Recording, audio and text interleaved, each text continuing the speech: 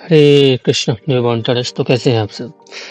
तो ये 4 मैंने सेटअप्स बनाए थे, जिसमें से पहला, दूसरा, तीसरा कोई भी काम नहीं किया क्योंकि प्राइस यहाँ से ऊपर आया ही नहीं, तो पहला ही फेल हो गया, दूसरा ही फेल हो गया और तीसरा भी फेल हो गया क्योंकि प्राइस यहाँ से ऊपर आया नहीं। ठीक है, अब चौथा वाला जो मैंने लास्ट में ना चाहते हुए भी बनाया, क्योंकि ऐसा भी केस हो सकता है, मैं 3 ही बना के जा रहा था लेकिन चौथा मैंने ऐसे ही बनाया, ये भी हो सकता है, लेकिन हुआ चौथा ही। ठीक है, तो प्राइस यहाँ से आता है और प्राइस यहाँ से नीचे आता है एशिया हाई से एशिया लो पे, फिर जाता है कहाँ पे, ये 5th लेवल। बहुत सुंदर चीज़ है, बहुत सुंदर चीज़ है। ये देखिए 0.70 स्वीट स्पॉट पे जाता है और यहाँ से फिर यहाँ पे 12:30 बजे के आसपास बड़ा सा कैंडल आता है डाउन में।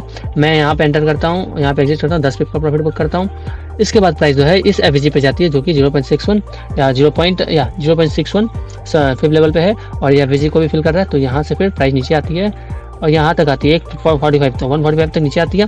145 जो कि हम लोग जानते हैं 130 से लेकर 145 नहीं तो 155 तक हम लोग को रिवर्सल मिल सकता है। ये सब टाइमिंग है, तो ये टाइमिंग हम लोग को 145 में मिला इस बार रिवर्सल, बट मैं यहाँ पे एक्टिव नहीं रहा, मैं देख रहा था, मैं ये ध्यान में नहीं रखा कि 145 एक रिवर्सल दे सकता है। मुझे पता था देगा, लेकिन मैं जो कि इस ट्रेड में था, यहाँ पे था मैं, क्योंकि 1:30 बजे के आसपास मेरे को बाय लेने का समझ में आया, क्योंकि 1:30 बजे मैं समझता था कि मुझे रिवर्सल मिल जाएगा, पर ऐसा हर समय सही नहीं होता है, ये मुझे पता चल गया। और एग्रेसिव एंट्री तो नहीं करना, यहाँ पे मैंने एग्रेसिव एंट्री ले लिया था बाय में, जिसके कारण मेरा 5 पिप का स्टॉप लॉस तो हिट हो गया और रिवर्सल भी नहीं मिला। तो मैं फिर ट्रेड का मतलब स्टॉप लॉस होने के बाद उसके बाद सेल में ले लिया और यहाँ तक मैंने प्रॉफिट बुक किया, लगभग 2-3 पिप का प्रॉफिट बुक किया।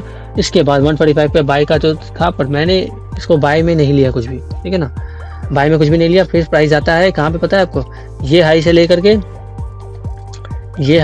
के ये लो तक देखेंगे तो फिर से ये 0.705 स्वीट स्पॉट लेवल यहाँ तक जाता है 2.5 में, फिर यहाँ से नीचे की तरफ गिरता है और फिर इसके बाद जो है प्राइस वापस से इस हाई से इस लो तक फिर डालेंगे तो वापस से 0.705 स्पॉट लेवल पे जाता है। कितनी बजे, 45 पे, और वहाँ से प्राइस वापस से नीचे गिरता है जो फिर रुकता नहीं है। यहाँ से जो गिरता है प्राइस 240 से फिर नहीं रुकता है, फिर सीधा यहाँ पे 330 के आसपास आता है। फिर यहाँ पे मैं एक सेल लेता हूँ क्योंकि मुझे पता रहता है कि प्राइस जो है ये मेजर एवरेज जो है डेली का यहाँ पे आने वाला है, तो मैं यहाँ पे सेल ले लेता हूँ। प्राइस थोड़ा सा रिट्रेस करता है ज़रूर है, बट यहाँ से फिर नीचे की तरफ 440 से नीचे की तरफ वापस आता है, हल्का सा इसको टच करता है, फिर को मतलब एवरेज को थोड़ा सा ऊपर जाता है 10 पिप के आसपास और फिर नीचे गिरता है बहुत तेज़ी से। और यहाँ पे फिर का जो कि 50% लेवल है, यहाँ से वापस से न्यूयॉर्क में एक बाय मिलता है। तो यहाँ पे एक एवरेज पे एंटर करने 50% पे आने के बाद यहाँ पे एक बाय मिलता है।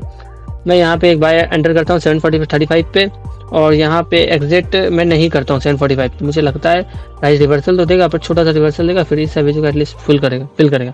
पर प्राइस बहुत ज़्यादा ही बेरिश होने के कारण ये 45 का रिवर्सल दे देता है और स्ट्रॉन्ग रिवर्सल होता है, यहाँ से कोई बाउंस बैक नहीं होता है प्राइस का, और सीधा इस एवरेज को कम्प्लीटली फिल कर देता है 10.50 में और फिर न्यूयॉर्क पीएम में ये निकल जाता है इस एवरेज से बाहर और अभी एशिया में ट्रेड कर रहा है प्राइस इसी रेंज में।